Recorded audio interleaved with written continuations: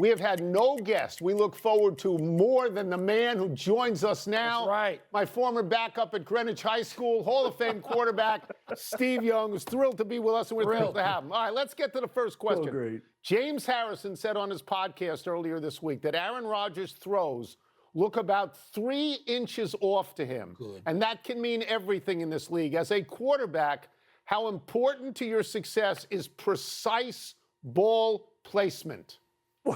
Well, let's start here. James Harrison, you'll never hear me comment about somebody's dip and rip or their arm bar or their swim move from the defensive lineman perspective. So let's just leave it. Look, Aaron Rodgers is caravanning around the league. He's got new offenses, new players trying to get up to speed. 3 inches to me is like, that's good news to me. That is like only 3 inches off. But I will tell you, as you get to plus 40 years old, they always, universally everyone wonders what's the first thing to go when you're over 40. But quarterbacks will tell you, Tony, that it's absolutely the first thing to go is your arm. And so we'll have to keep an eye on that, right? Because if Aaron Rodgers' arm is not all that, we'll see it right away. I would like that. I know you don't like Aaron Rodgers. I'm a Bears guy. He's still a cheesehead to me. You don't like him. Steve, Jaden Daniels, of course, had that great rookie season. In your experience, what challenges do you face primarily in that next season, coming off your first really, really good season? Well, think about it, Mike, you throw the mechanic in the trunk as a rookie. Like, everything's reflexive. You jump in, you use your intuition. You don't have, your mind is not cluttered because you don't have time to clutter it.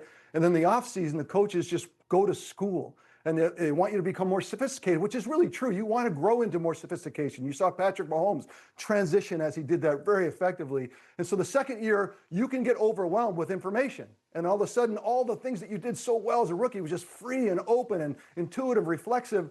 It becomes kind of bogged down. And so you got to be careful. And Jaden's the only one that can guard for that. And he needs to watch for it, because I've seen second-year guys get bogged down with too much information.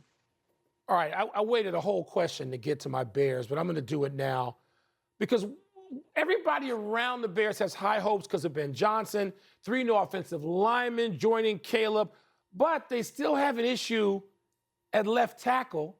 In your life, this would have been right tackle where that question comes up more.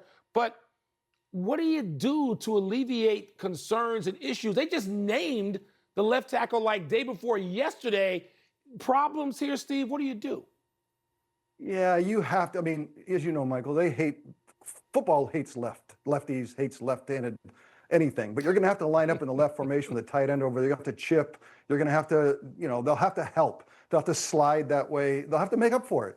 You have to make accommodations for the left tackle. There's no position on the field, maybe other than corner, that is more important, that you can't hide. Football has too many people on the field, so you can usually hide guys. You cannot hide the left tackle, and I think that's why you're bringing it up. I'm going to bring up Cam Ward now because he's going to start week 1 for the Titans. Steve, rookies have to sit sometimes forever, at least for a while. When you look at rookie quarterbacks coming to the league now, how different are things then and now? All right, so there's speed and sophistication, right? And the speed is always the same. It's always been incredible athletes, the best athletes in the world. But the sophistication is different. Back when, earlier days before the rule changes for safety, I always said in college, no receiver's open. In the pros, in college, everyone's open. In the pros, nobody's open. In the game today, because it's less sophisticated, because there's more college-like offense allowed, because defenses can't launch and they can't cover as much ground, the transition's not as hard. It's just not. And that's why you think about the offenses you watch in college on Saturday and the offenses you watch on Sunday, there's not a huge difference, where there used to be a massive difference. And that helps young quarterbacks transition. But still, watch out for the speed, because the speed is so much more fast as a pro that a lot of quarterbacks still struggle. I got to say that answer surprises me a lot, because I've always lived by that notion that college is way different from the pros. And if you're saying they're meshing, that surprises me a lot. I'll say with quarterbacks, though. Coming together. Yeah, Joe Burrow has said some confident things recently. He told Sports Illustrated he's not sure anyone is playing the position better than he is right now, and he's ready to put on a show. It sort of sounds like boasting. Do you think boasting is a good sign for Joe Burrow? I'm not sure. I think Joe hopes so. I mean, everyone gets ready to play differently, right? Josh Allen now famously throws up before every game. Like everyone deals with it differently. I feel like Joe's probably in the mirror pregame with his shirt off, with the bicep curl, and kind of looking with the big chain, kind of looking in the mirror, like, I am all that. I am that guy. You know what? And if you play great, good. I just always felt like I never wanted to say anything that made the job harder. Defenses generally, nameless, faceless, but all of a sudden they say themselves, Joe Burrow, Myles Garrett, they open up against Cleveland. Myles Garrett sees that and says, I'm going to take special attention here and make sure that guy doesn't, like Aaron Rodgers did it when he said, I own Chicago. I'm sure that's going to make you happy, Michael. Yeah. But I think you make the job, the dangerous part is you can make the job a little harder than it already is, and it's already the hardest job in the world. So. We will get you out of here on this. Mark Andrews dropped that sure two-point conversion that cost the Ravens in their playoff loss to the Bills. As a quarterback, what do you say to that player in the offseason? Well, I can tell you, I told you earlier, football has too many guys. It's chaos. And every time something goes wrong, there's 50 reasons why. And so players understand that. And they understand that, stuff happens. And especially under dramatic circumstances, it's brutal. But I think when you have a great culture, which the Ravens have had for really 15 years, I got to give them so much credit. That locker room is always cohesive, that it can turn out to be something positive. You can spend the offseason in kind of rallying in a way because, look, I remember I played the Raiders once, last second, touchdown wins the game. I'm running around scrambling, and Jerry Rice is literally in the end zone like this, like just waving his arms. I never see him, and we lose.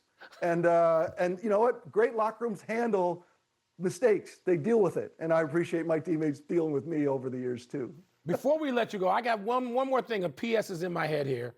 Steve, what are you looking to as we go into week 1 of the NFL season? What are you looking forward to? Any storyline, player, coach, thing, element that just has you intrigued as we go into this first weekend? Well, I think more than anything, Michael, I mentioned about the rule changes. So the sophistication versus college has kind of gone down so the transition can happen. I'm looking for those transitions of teams that can just turn the page. The 49ers are trying to turn the page. The Vikings are trying to turn the page. There's good teams out there that you want to, especially in preseason, which September is. In the preseason, you want to see them be able to turn it that fast so they can actually compete in December and January for the ultimate prize. So I'm watching for those teams that are in transition to see how fast they can do it. I know I speak for Wilbon when I say this is a great thrill and joy for us. Absolutely. We're so happy to have you back. Thank you much, Steve. Thank You you. guys are the best. I love it. Yeah. I love it. We'll see you next week. Let's take another break, but on the way, would you rather have Lamar Jackson or Josh Allen on Sunday night? And are the Lions or the Packers a better bet in the NFC North? I hate them both. Yeah. Toss up. Doesn't this make you Next. happy that Steve's here? Absolutely. Very happy. Absolutely. Yeah. By the way, the first person I ever heard talk about preseason now extending into September was Steve about 25 years ago. So the sense that those early Yes, games are not the real early games are not what they used to be in Yeah. the, Yeah.